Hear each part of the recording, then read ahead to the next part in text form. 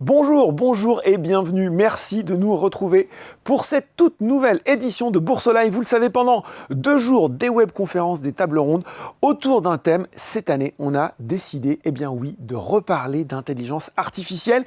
Sujet que nous avions déjà traité il y a 2 ans, mais ce cycle d'innovation, il est tellement rapide, il est tellement fort qu'on s'est dit qu'il serait intéressant de faire un premier point d'étape pour savoir ce qui avait changé pour les entreprises, mais aussi pour vous, les investisseurs individuels. Et on débute ces 2 jours de la meilleure des façons avec L'Oréal. Alors bien sûr, on pense tous un petit peu connaître le leader mondial de la beauté, mais que sait-on vraiment de sa transformation technologique et de la façon dont il déploie et il pilote l'innovation? Car derrière l'image du créateur de beauté qui fait avancer le monde, on a une entreprise qui s'est profondément structurée autour de la donnée, du digital et désormais forcément de l'intelligence artificielle avec des usages, vous allez le voir, déjà déployés à très grande échelle. Eh bien, c'est justement ce qui nous intéresse aujourd'hui, comprendre très concrètement comment L'Oréal intègre ces technologies dans ses métiers, ce que ça change dans sa façon d'innover, dans sa relation avec ses clients et bien sûr, ce que cela peut dire à terme aussi de son potentiel et de sa trajectoire de croissance. Et pour en parler aujourd'hui, j'ai le plaisir d'accueillir Samuel Duretail, Group General Manager AI Data. Il est donc au cœur de ces sujets et il va pouvoir nous donner une vision très opérationnelle de cette transformation. Bonjour Samuel. Bonjour Laurent. Bon, déjà un mot sur votre fonction, Group General Manager AI Data. C'est vous le pro de la donnée au sein de L'Oréal, c'est ça? Et de l'intelligence artificielle? Alors c'est vrai que dans bon français, data, données, comme vous disiez, l'intelligence artificielle et aussi d'ailleurs les services partagés, parce qu'on rassemble un certain nombre de fonctions dans des grands centres de services partagés dans le monde. Et pour ces centres de services partagés, la data, donc la donnée et l'intelligence artificielle sont particulièrement importants. Et donc c'est intéressant et c'est assez unique à L'Oréal. Elle a créé ce département dont je suis en charge qui rassemble à la fois la donnée, l'intelligence artificielle et les services partagés. Oui, parce que la donnée, c'est la matière première sans quoi rien ne peut se faire finalement. Sans données, on ne peut pas digitaliser l'organisation. Ouais. Donc c'est la matière première de toute l'intelligence artificielle et de façon générale de toute la numérisation de l'entreprise. Bon, justement, première question très simple. Je le disais, il y a forcément la vibe EA, la mode. Tout le monde doit faire de l'IA. Tout le monde en fait d'ailleurs à grand renfort de communiquer. Qu'est-ce qui se cache derrière ça chez L'Oréal? Est-ce que vous êtes encore en expérimentation ou est-ce qu'on est déjà, j'ai envie de dire, sur l'étape 2 avec un déploiement à grande échelle? C'est vrai qu'avec l'intelligence artificielle, tout va très très vite. Oui. On a quelques citations chez L'Oréal de grands dirigeants qui structurent un peu notre culture. Vous connaissez certainement celle de François Dalle, un de nos dirigeants historiques, qui est savoir saisir ce qui commence. Oui. Et je pense que c'est sur l'intelligence artificielle, c'est assez récent. Ça date de façon publique, c'est les grands modèles de langage avec ChatGPT en fin 2022. Donc en fait aujourd'hui l'IA est partout, mais en fait l'IA est très récente. Et c'est vrai que L'Oréal a réagi assez vite à l'émergence de l'intelligence artificielle dans le réseau public. En créant une équipe dédiée dès l'année 2023. Alors au début, la relation à l'IA est défensive. On s'inquiète. Qu'est-ce que ça va venir menacer chez nous? Qu'est-ce que ça va venir menacer? Qu'est-ce qu'il faut protéger? La protection de sa donnée et ainsi de suite. Également, éviter les effets de biais dans les images de la beauté qu'on peut rendre.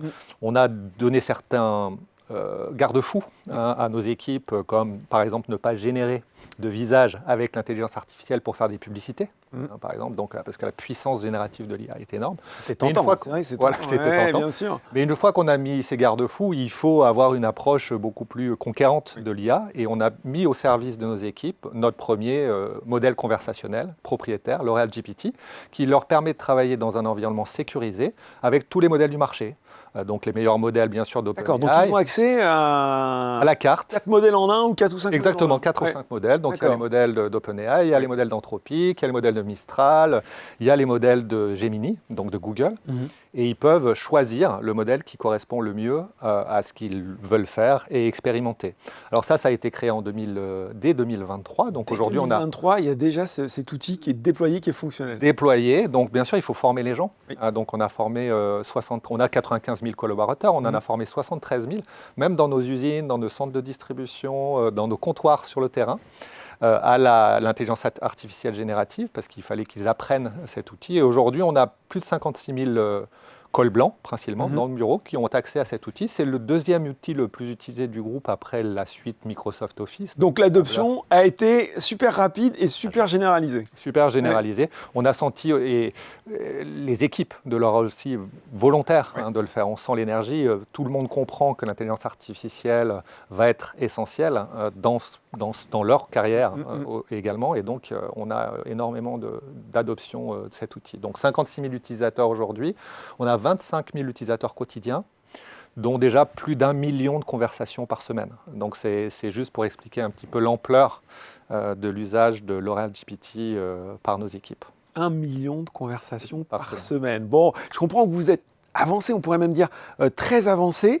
Où est-ce que, Samuel, vous avez vu les effets déjà les plus visibles de l'IA dans le groupe finalement? Alors, comme vous le disiez au départ, on est avancé aussi parce qu'on a commencé très tôt. Oui. Hein, on parlait de 2022 parce que OpenAI a créé ses premiers modèles de langage en 2022 de façon publique et généralisée.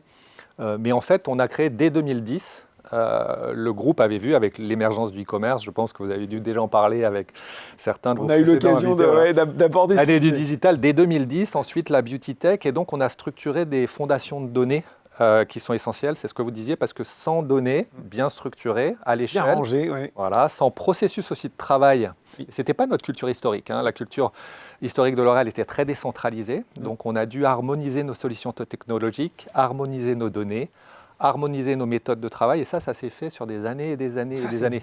Moi, ce qui m'épate, c'est que c'est dès 2010 où vous avez cette réflexion de dire, attention, tout ça se digitalise, on va avoir besoin de bases de données très propres sur lesquelles on va pouvoir travailler facilement. Voilà, c'était pas à cette époque-là pour l'intelligence artificielle, ouais, bien sûr. Mais c'était pour la digitalisation. Et donc, on a créé tout ça. Alors maintenant, on a près de 8000 personnes qui travaillent sur la technologie, les données et le digital. Donc, c'est de très larges équipes dans le groupe. On a 25 terabytes de données propriétaires qu'on a accumulées sur les 115 ans de fait un beau data center. C'est la plus grosse base de données de la beauté du monde. C'est aussi pour ça qu'au départ de notre implémentation de l'IA dans l'entreprise, on a été très attentif à ne pas perdre la souveraineté de ces actifs de données, mais quand même de laisser nos utilisateurs utiliser dans un cadre sécurisé L'Oréal GPT, l'intelligence artificielle. Bon, épatant. Autour de quels grands axes, de quels piliers elle s'articule aujourd'hui l'utilisation de cette intelligence artificielle? Alors, une fois qu'on avait ces fondamentaux de data et qu'on avait aussi cet outil, le groupe, au plus haut niveau, c'est géré vraiment, notre CEO Nicolas Hieronymus dit souvent qu'il est le Chief AI Officer du groupe. D'accord. Donc, il valide. C'est bien quand ça part d'en haut, je pense aussi. Ça doit partir d'en haut, parce qu'en fait, on verra après, ça impacte absolument tous les métiers de l'entreprise. Et donc, il a créé un AI Board à l'échelle de l'entreprise. Et puis, on a structuré notre vision autour de 3 grands piliers. D'accord. L'intelligence artificielle pour nos consommateurs, parce que ça impacte de façon très profonde la façon dont les consommateurs sont engagés à la beauté et consomment la beauté. L'impact de l'IA pour tous les métiers de l'entreprise. Au début, c'était très orienté sur la recherche et l'innovation et sur le marketing, mais maintenant, absolument tous les métiers de l'entreprise déploient l'intelligence artificielle dans leur processus de travail. Et la troisième chose, bien sûr, l'intelligence artificielle pour nos équipes. C'est ce qu'on expliquait au départ. Pour que L'Oréal soit vraiment l'entreprise, la meilleure entreprise de grande consommation dans laquelle apprendre et se développer avec l'intelligence artificielle. Bon, c'est intéressant ces 3 piliers, je pense qu'on peut presque les détailler, peut-être en commençant justement avec la relation consommateur. C'était intéressant parce que vous expliquiez justement, Samuel, la relation entre d'un côté, le côté défensif-offensif. Souvent, on voit, notamment quand on regarde un petit peu les marchés boursiers, qu'il y a cette perception de l'IA qui va venir surtout pour supprimer des jobs, automatiser des choses. Quand je vous écoute, j'ai l'impression que c'est autre chose, que c'est presque quelque chose en plus qui va renforcer la relation avec le consommateur. C'est à peu près ça? Alors, sur la partie du service de l'intelligence artificielle au service de nos consommateurs, c'est vrai que là, ce qu'on regarde surtout, c'est les grands modèles de langage et la façon dont ça impacte, la façon dont vous et moi consommons la beauté. Hier, ou avant-hier, ce qu'on réalisait, c'est qu'on allait chercher, par exemple, si vous cherchiez un produit solaire, vous alliez saisir produit solaire dans une barre de recherche. Voilà, meilleure crème, indice 50 pour moi, mes enfants. Allez. Et vous alliez avoir des réponses dans lesquelles vous alliez pouvoir choisir. Aujourd'hui, vous allez exprimer votre besoin dans une conversation. En fait, la beauté a toujours été une conversation entre mère et fille. entre des amis à Entre l'école, on le copines, voit, moi je le vois, j'ai des filles aussi, vous avez des filles, on sait entre hommes aussi parfois. entre hommes, voilà, le premier rasage avec son père, ainsi de suite. Donc la beauté, c'est toujours quelque chose d'assez intime, ça a toujours été une conversation. Aujourd'hui, ce que permettent les large language models, c'est d'avoir cette conversation avec eux. Et donc, on ne va pas lui dire « je recherche un produit solaire comme ça », on va lui dire « je vais partir en vacances à Toulon ce week-end, il fait très chaud ce week-end, donc il va connaître la météo, j'ai une peau claire, j'ai ce type de peau, qu'est-ce que tu me conseilles ?» L'intelligence artificielle va conseiller des produits et puis va demander des informations supplémentaires. Est-ce que tu vas te baigner, auquel cas il te faut un produit qui puisse te protéger de l'eau, ou est-ce que tu vas simplement marcher dans la rue? Et donc ça permet d'avoir une compréhension du consommateur beaucoup plus fine. Et pour nous, l'enjeu, c'est d'être le groupe, et avec nos marques, nos plus de 40 marques, les marques les plus proches, intimes avec les consommateurs dans cette conversation, les plus aussi informationnelles. Et donc, ça demande d'enrichir énormément. J'allais dire, ça veut dire que chaque fois qu'un produit sort, on doit intégrer ses grandes caractéristiques, son mode d'emploi, etc., pour que le modèle puisse aller piocher précisément dans ce qui va convenir à la personne avec qui il parle. Exactement. Et puis en plus, notre structure de données, c'est des données techniques. Comme toutes les entreprises, on a des données techniques. Les consommateurs, ils ne parlent pas dans des termes techniques. Ils parlent dans ce qu'on appelle le langage naturel. Et donc, il faut faire un pont de correspondance entre les tables techniques, la structure tabulaire des données historiques, et des modèles conversationnels, ce qu'on appelle les données non structurées, pour pouvoir répondre aux consommateurs dans un langage qui lui soit familier. Et donc, c'est une vraie révolution dans nos métiers. Vraie révolution, parce qu'il y a cette stat-là qui est assez incroyable. 47% des consommateurs qui font plus confiance à l'IA qu'à leurs proches pour des conseils argumentés. Donc ça y est, la révolution est non seulement en marche, mais elle est déjà presque gagnée de ce point de vue-là. C'est ça, la source d'information la plus, comment dirais-je, appréciée, fiable, historique, c'était ses amis, sa famille. Ouais. Et aujourd'hui, la qualité des réponses de l'intelligence artificielle, la perception qu'on a d'être avec un expert beauté qui vous connaît peut-être mieux, parfois même que vous-même, fait qu'on a déjà, et c'est une statistique sur des études qu'on a réalisées sur la fin de l'année 2025, donc peut-être que maintenant c'est encore supérieur à ça, on a près de 47% des consommateurs qui utilisent l'intelligence artificielle comme leur source préférée de données. Ça va être très, très fort, ça va être différent sur les catégories. Oui. Mais sur des produits comme les soins de la peau qui sont assez impliquants et où on a beaucoup de facteurs de choix, on a besoin de conseils sur l'anti-âge. On va beaucoup plus utiliser encore l'intelligence artificielle que sur certaines autres catégories. Bon, et déjà des plateformes disponibles, je crois Beauty Genius, Noli, qui permettent déjà d'avoir cette conversation quotidienne, enfin je ne sais pas quotidienne d'ailleurs, mais en tout cas régulière pour les conseils beauté. Alors c'est vrai qu'on avait créé Beauty Genius, l'idée c'était d'avoir une conseillère de beauté dans la poche. En fait c'était un modèle conversationnel sur son téléphone. Alors c'était principalement sur la marque L'Oréal Paris, c'était principalement aux États-Unis, mais ça nous a permis d'apprendre beaucoup sur cette donnée non structurée, conversationnelle, et comment enrichir cette conversation. Et ça, c'était un outil propriétaire. Noli, pareil, sur des diagnostics peau. Et donc, ça nous a permis, depuis des années aussi, de tester et de mieux comprendre les interactions. Et bien sûr, ce savoir-faire, maintenant, va être utilisé pour nos équipes pour pouvoir le faire aussi dans des grands modèles de langage public. Bon, ça, c'est sur l'aspect relation consommateur. Il y a l'aspect aussi, forcément, innovation. Est-ce que ça permet tout simplement d'aller plus vite, peut-être en ayant là aussi des modèles numériques, là où on faisait des tests avant qui pouvaient être plus longs, ou est-ce que ça peut même carrément révolutionner la façon dont on innove? Alors c'est vrai que c'est une bonne question, Laurent. Nous, on a une culture, en fait, on se considère pas... on a une culture très scientifique. À l'origine, on a plus de 4000 chercheurs, mais c'est principalement des chercheurs en biologie qui font de la formulation. Aujourd'hui, on se rend compte que cette culture scientifique, qui est à notre origine, notre fondateur, Eugène Schweller, est un chimiste, aujourd'hui nous sert aussi dans la partie technologie. Et on a en effet beaucoup de... toute cette dimension qu'on appelle la dimension beauty tech, qui intervient dans les laboratoires. Ça change beaucoup de choses. Avant, on avait des laboratoires, ce qu'on appelait en anglais des wet labs, des laboratoires humides, qu'on a toujours, c'est-à-dire avec des produits et des personnes qui les manipulent pour faire des formules, etc. Maintenant, on a des laboratoires qui sont des laboratoires in silico, donc des laboratoires dry lab. Ah oui, c'est ça, oui. Voilà. Et les chercheurs aujourd'hui associent en fait les deux éléments. Ils vont tester, alors on a créé avec des partenariats des cheveux digitaux, donc des cheveux qui sont complètement digitalisés, et on va pouvoir, avec de l'algorithmie, donc avec de l'intelligence artificielle, simuler l'impact de molécules et de formules sur le cheveu en termes de texture. Qu'on soit bien clair, Samuel, pardon, je vous coupe, ce cheveu, il n'existe pas, il est quelque part dans un ordinateur, un serveur. Il est dans un ordinateur. Et il réplique toutes les propriétés d'un vrai cheveu. D'un vrai cheveu, et il peut d'ailleurs répliquer des propriétés d'un cheveu raide, d'un cheveu crépus, d'un cheveu ondulé, donc ils vont réagir de façon différente aux formulations. Alors on va pouvoir tester comme ça beaucoup plus de combinaisons de molécules et de formules sur le cheveu pour identifier la meilleure combinaison. Bien sûr, in fine, on a toujours un principe de human in the loop, donc de supervision humaine.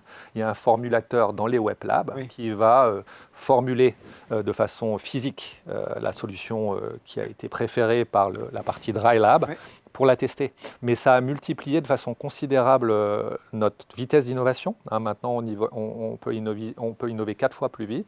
Et dans les 4 dernières années, on a multiplié par 3 le nombre de formulations chez L'Oréal.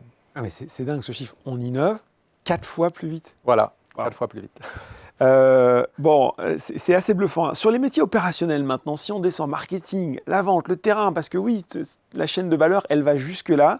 Est-ce que là aussi, la réponse, je la connais déjà un petit peu, parce que quand je vois la vitesse d'adoption et le fait que la plupart des employés de L'Oréal sont visiblement embarqués, je me dis que là aussi, ça a dû pas mal changer les choses. Ça change les choses et ça change dans tous les métiers. Parce que pour pouvoir accélérer vite, il faut vraiment que chacun des métiers s'approprie le sujet de l'intelligence artificielle. Toute la chaîne suive. Voilà, c'est pas une petite équipe centrale qui développe des solutions en chambre. C'est vraiment chaque grand dirigeant de métier du groupe qui s'approprie l'accélération de son métier avec l'intelligence artificielle. Alors, je pourrais avoir plein d'exemples, on pourrait y passer une demi-journée, Laurent, mais on peut en citer quelques-uns. Par exemple, dans nos services consommateurs, c'est-à-dire les personnes qui répondent aux messages consommateurs, que ce soit de façon écrite ou orale, parce qu'on peut avoir des appels consommateurs, donc c'est de gros effectifs de personnes. On a 80 millions de conversations annuelles de ce type-là. On utilise l'intelligence artificielle dans nos applicatifs utilisés par nos conseillères de beauté pour identifier la demande du consommateur, rassembler toutes les données qui permettent pertinentes pour répondre à ce consommateur, et puis formuler la réponse et l'envoyer. Alors, bien sûr, encore une fois, il y a une conseillère de beauté physique qui va vérifier il y a toujours le contrôle humain. Voilà, mais ça permet de réduire de 80% le temps de préparation et d'avoir plus de temps pour échanger avec la consommatrice plutôt que pour rassembler des éléments. Et ça accélère aussi la vitesse de réponse qu'on a à la consommatrice. Donc ça, c'est sur la partie, par exemple, service consommateur. Sur quelque chose qu'on comprend tous aussi, les représentants, par exemple, qui vont dans les points de vente pour prendre les commandes et vérifier aussi la présence de nos produits dans le au niveau de la vente des produits, etc. Voilà. Ils ont des iPads comme le vôtre et ils peuvent prendre une vidéo du linéaire du point de vente dans lequel ils se trouvent et ils vont avoir de façon automatique l'information de quels sont les produits qui devraient être dans l'assortiment, donc sur les étagères, et qui n'y sont pas. Donc soit parce que la centrale d'achat, le point de vente n'a pas appliqué l'assortiment négocié au niveau de la centrale d'achat, soit parce qu'il y a une rupture de stock. Et ça va réduire cette intelligence artificielle au service de nos représentants, va réduire de 50% le temps de cette tâche, qui n'est pas la plus excitante pour nos représentants, parce que c'est un petit peu laborieux.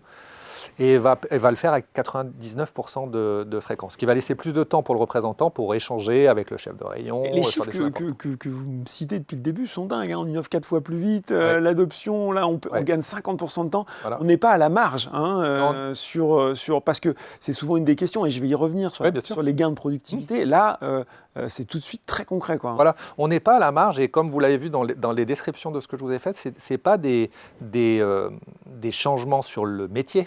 C'est des changements sur des parties du métier, des tâches. Donc un représentant, il fait beaucoup d'autres choses que de vérifier que... De prendre des photos des linéaires pour savoir si les produits sont bien à leur place. Mais cette partie-là, qui n'est pas forcément la plus intéressante de son métier, elle va pouvoir être accélérée avec l'intelligence artificielle. C'était la même chose pour la conseillère de beauté. Donc l'idée, c'est d'avoir des métiers qui sont augmentés en particulier sur les parties peut-être les moins intéressantes Ouais. des tâches qu'ils réalisent. Un troisième exemple, par exemple, plus dans nos bureaux, c'est sur tout ce qui est études de marché. Oui. Aujourd'hui, on a plus de 100 000 études de marché dans toutes les langues du monde, qui ont été faites dans 70 pays du monde. Et on a beaucoup de personnes dans nos équipes marketing internationales, dans nos équipes d'études, qui ont besoin d'analyser ces énormes volumes d'informations. Et comme vous le savez, je pense que dans le journalisme, on a les mêmes Ouais, types c'est de pareil, choses. ça prend du temps. Ça prend beaucoup de temps. C'est en pas- chinois, c'est plus compliqué. C'est en hein. chinois, Oui, alors que ça peut être super intéressant. Voilà. Et nous, on a des équipes marketing internationales qui développent les produits pour le monde entier. Donc, ils ont besoin de comprendre le consommateur coréen, le consommateur argentin, le consommateur d'Afrique du Sud. Et historiquement, c'était très laborieux de faire ça. Et maintenant, il y a une intelligence artificielle qui va aller répondre aux demandes de nos équipes marketing et rassembler toute l'information pertinente sur un sujet donné pour les aider à les inspirer et à documenter leurs réflexions pour le lancement de produits plus pertinents à l'échelle mondiale demain. Donc ça, c'est une autre utilisation très puissante de l'intelligence artificielle. Je vous en ai donné 3, Ouais. vous pourrez vraiment passer la matinée. Peut-être un mot quand même, parce que moi, ça m'a super intéressé. Rapide sur Oui. High-Tech. Je ne sais pas comment on prononce. High-Tech, c'est C'est ça high-tech, oui, absolument. Parce qu'en fait, on a l'assistant numérique, on a l'assistant aussi qui va nous fournir les docs, et on a l'assistant créatif, c'est ça un peu avec ça? Alors, on a l'AI générative, Oui. ce qu'il y a de très différent par rapport à l'intelligence artificielle historique qui travaillait plutôt sur, par exemple, on parlait beaucoup de l'intelligence artificielle pour le jeu de Go ou pour les échecs. Oui. Là, c'est beaucoup plus des mathématiques, de modélisation, de jeu. Oui.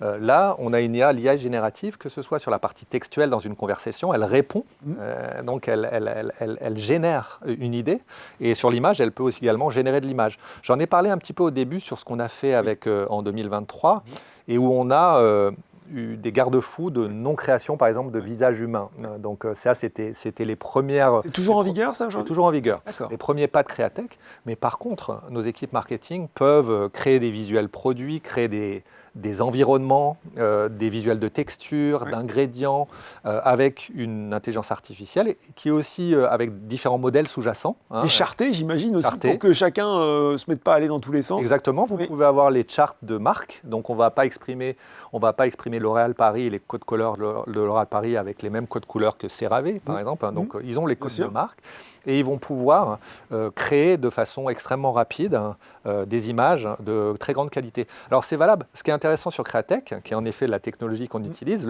le modèle de génération d'images que nos équipes marketing utilisent, c'est qu'on peut l'utiliser en interne et on peut aussi l'utiliser. On a des agences partenaires à qui on a donné l'accès à cet S'y outil. référer. Et donc ça enrichit le partenariat aussi avec les agences. Bon, je vais nous faire prendre un virage, hop, un petit peu financier. Je le disais, le sujet, c'est super ces investissements en IA. Si je me place, là, je vais redescendre au niveau de l'investisseur individuel, mais est-ce que ça rapporte? La question, c'est, quand on le voit avec vous, Samuel, j'ai l'impression qu'il y a des millions de cas possibles. Deux questions en une. Qu'est-ce qui fait que vous allez décider de déployer une solution IA à grande échelle, en vous disant, là, je vois très vite ce que ça peut donner et comment ça peut être productif? Et qu'est-ce qui fait aussi que peut-être vous allez renoncer à certains projets? D'accord. Alors c'est une très bonne question, Laurent. Sur la façon, parce qu'on le voit et on en a discuté depuis le début de notre dialogue, l'intelligence artificielle évolue très très très vite. Donc, et elle On demande... voit avec les modèles qui sortent, Les modèles- et chaque modèle apporte quelquefois Quelque un chose. lieu de progrès. Voilà. Ouais. Donc on n'est pas du tout dans un rythme technologique dans lequel on était il y a Ouais. quelques trimestres. Ouais. Et puis d'un autre côté, c'est extrêmement gourmand en termes de qualité de data. Donc on ne peut plus innover en termes de solutions technologiques de la même façon. Donc on travaille sur des cycles beaucoup plus courts, des modes agiles, en quelques semaines, en fait, où on va mettre un quatuor de talents ensemble pour créer ce qu'on appelle en anglais des proof of value, des preuves de valeur. Donc ces talents, ils viennent de 4 fonctions principales. Les grands métiers, encore une fois, c'est eux qui... Donc si on veut mettre une intelligence artificielle sur la finance, par exemple, puisque on est dans On est dans ce cadre-là. On est dans ce cadre-là. Donc des grands experts des processus financiers qu'on cherche à accélérer avec l'intelligence artificielle vont être là, un grand expert en particulier, et il va être supporté par 3 fonctions clés. La technologie, donc qui va apporter les plateformes agentiques, les plateformes technologiques derrière, parce que sans technologie et sans informatique, on ne peut pas faire tourner. Un Un mot peut-être Bien sûr. très très court sur les plateformes agentiques, Oui. parce que je pense que là aussi, quand on est un peu loin de la balle, on entend de plus en plus parler de ça et on ne sait pas forcément à quoi ça correspond. Peut-être explication, définition très rapide. Très rapide. Les plateformes agentiques, c'est ce qui va permettre d'abord d'utiliser tous les modèles. Je vous parlais de ChatGPT, Oui. c'est ça qui nous a fait créer la plateforme agentique, parce que vous avez la nécessité de travailler avec tous les modèles du marché. Donc vous êtes obligé d'avoir dans votre système d'information interne des solutions externes, hybridation. Et donc ça, vous allez avoir besoin d'une plateforme agentique pour orchestrer tout ça. Okay. Et puis après, l'entreprise, c'est ce que je vous ai décrit juste avant, crée des tas d'agents. Ces agents vont prendre de l'information dans des applications, hein, et puis donc des IA spécialisés, c'est ça? Des agents spécialisés. Voilà. Par exemple, si vous vouliez vous-même organiser une réunion, vous allez devoir aller prendre de l'information dans votre logiciel. Je ne sais pas quel logiciel vous utilisez. Allez, Outlook, allez, on lit. Voilà, et l'agent va aller chercher de l'information à cet endroit-là, va générer le contexte que vous lui donnez et va renvoyer de l'information. Donc ça demande des plateformes agentiques qui interconnectent les systèmes d'information de l'entreprise. Donc chez nous, on a des systèmes, des ERP, des informations décisionnelles, et puis ces grands agents. Donc ça demande une plateforme agentique. Donc ça va être fait par les équipes de technologie dans le Quatuor. Donc le métier, la technologie. Puis après, les équipes de data, on en a parlé beaucoup. Et puis les équipes d'intelligence artificielle, parce que derrière l'intelligence artificielle, en fait, il y a plein de modèles différents. Et c'est important de voir quels sont les modèles les plus adaptés à un sujet donné. Et donc, c'est 4 personnes du Quatuor vont travailler sur un temps court, 4 à 6 semaines, sur sa preuve de valeur. Si jamais, pour répondre à la deuxième question, la preuve de valeur est établie, alors on va mettre à l'échelle. Et c'est là qu'on met... Cette étape-là n'est pas très coûteuse, et c'est l'avantage. On peut essayer. En revanche, l'étape de mise à l'échelle est coûteuse. Donc c'est la façon qu'on a de pouvoir étudier beaucoup de cas, mais aussi se laisser le choix de renoncer si on voit que la preuve des valeurs n'est pas établie à ce moment-là, voilà, et de sécuriser l'innovation. Est-ce qu'aujourd'hui, l'IA, on l'a vu, c'est un outil de délégation sur lequel on peut déléguer effectivement les tâches à moins forte valeur ajoutée. Est-ce que ça change sur tous les outils ou est-ce que dans certains métiers, ça va carrément revisiter la façon de travailler? Alors, à ce stade, quand on voit les différents cas qu'on a vus jusqu'à maintenant, l'intelligence artificielle, ce n'est pas uniquement d'ailleurs les tâches à faible valeur ajoutée. Quand on a parlé tout à l'heure des études marketing, par exemple, la capacité du cerveau humain à synthétiser 100 000 études marketing dans le monde pour vous en sortir mais ça va prendre du temps. Ça va prendre du temps. Donc en fait, dans certains cas, et on l'a vu par exemple sur le représentant, ça va probablement automatiser quelque chose qui est une tâche qui a peu de création de valeur. Sur certaines parties, ça va simplement permettre de rendre les décideurs de l'organisation plus professionnels. Parce que je pense que la partie de la personne qui fait une étude marketing aujourd'hui avec cette technologie, elle va simplement être plus professionnelle. C'est la même chose pour le chercheur, le formulateur qui va travailler sur un dry lab et qui va être capable de tester des centaines de combinaisons possibles alors que historiquement, en le faisant uniquement dans des wet labs, c'était très chronophage. Ça va aussi le rendre simplement plus professionnel. Donc pour moi, je vois vraiment l'intelligence artificielle comme un vecteur d'augmentation. Les personnes vont simplement être plus professionnelles dans leur métier parce qu'ils vont disposer de cette intelligence qui ne couvre pas tous les pans de l'intelligence humaine, mais qui, sur certains sujets, peut nous aider à être meilleurs. On va finir là aussi par une conclusion un peu financière. Pour un individuel qui nous regarde et qui se demande finalement, de façon assez pragmatique, comment tout ça va se traduire dans le cours de l'action, le réel. Est-ce qu'on lui dit que l'IA est une source de productivité? Moi, quand je vous écoute, Samuel, je me dis, bon, il n'y a pas trop de débat. Levier de croissance, un peu des deux, finalement, c'est ça? Alors, je pense que on est dans un marché, le marché de la beauté, qui est un marché d'offres. Donc, on dépend beaucoup de l'innovation et de notre quantité d'innovation. Et on voit récemment, et je pense que ce n'est pas une coïncidence, depuis quelques trimestres, que le poids de nos innovations, le volume de nos innovations dans le volume total de nos affaires augmente. D'accord. Parce que c'est un petit peu la traduction, ce que je vous disais avant. Si vous développez plus vite, de façon plus pertinente, ça doit se traduire à un moment donné dans les chiffres. Et ça, on le voit intervenir ces derniers trimestres. Le poids de nos volumes d'innovation augmente. Donc ça, c'est au service de la croissance. La capacité qu'on a aussi avec nos marques, qui sont, je pense, bien différenciées, avec des dossiers scientifiques solides, on a des dossiers d'évaluation solides, va être un moyen d'émerger dans les modèles de conversation. Hein, c'est ce qu'on a. On en a peu parlé, mais c'est ça aussi. C'est-à-dire que je fais une recherche, on le disait, sur un produit, sans spécifiquement mentionner L'Oréal. Bien sûr. Mais plus L'Oréal va remonter, mieux ça va être.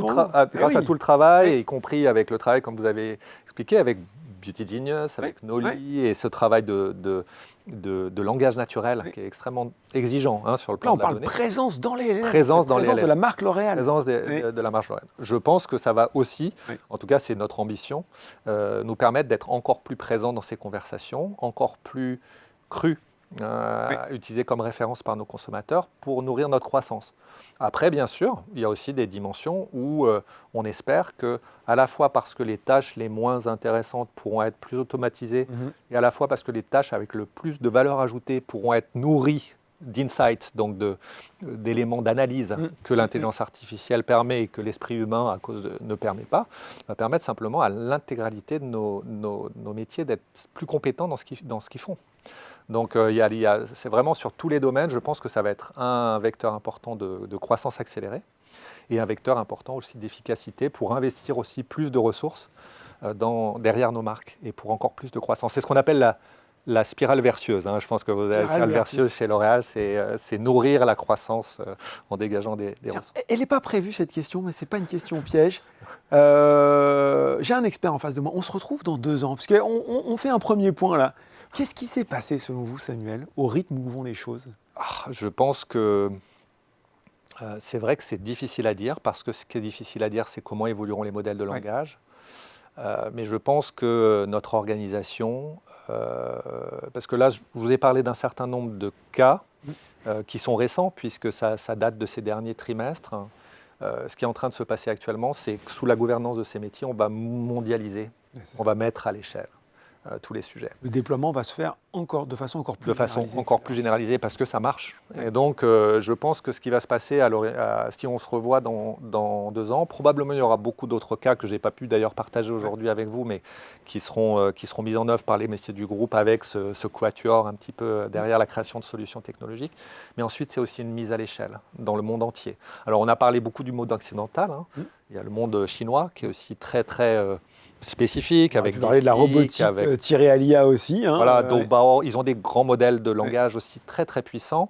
Ils sont très intégrés dans leur modèle. On pourrait dédier une séance à la Chine. Ils sont très intégrés, parce qu'ils sont très forts aussi dans la partie embodied AI, la partie robotique, manufacturing. Donc je pense que la mise à l'échelle aura été beaucoup plus forte et le nombre de cas dans l'ensemble de nos métiers sera encore beaucoup plus nombreux. Et je pense que nos équipes, on dit souvent l'intelligence artificielle aujourd'hui chez L'Oréal, ça devient comme l'eau courante. C'est partout, pour tout le monde. Et j'espère, comme on dit en anglais. Voilà. Et j'espère aussi que toutes nos équipes auront été augmentées et qu'elles se sentiront...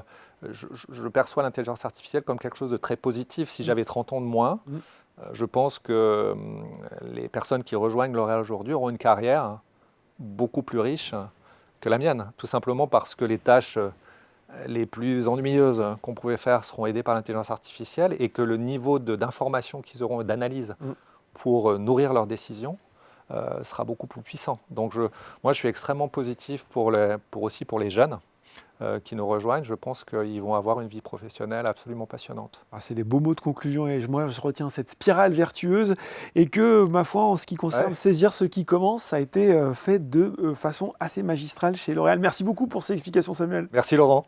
Voilà, c'est fini pour cette webconférence L'Oréal et l'IA. J'espère qu'on a abordé avec vous plein de sujets intéressants. En tout cas, restez avec nous pour Bourse Live puisque on va vous parler très bientôt dans la prochaine webconférence de l'IA et le non-côté. Merci beaucoup.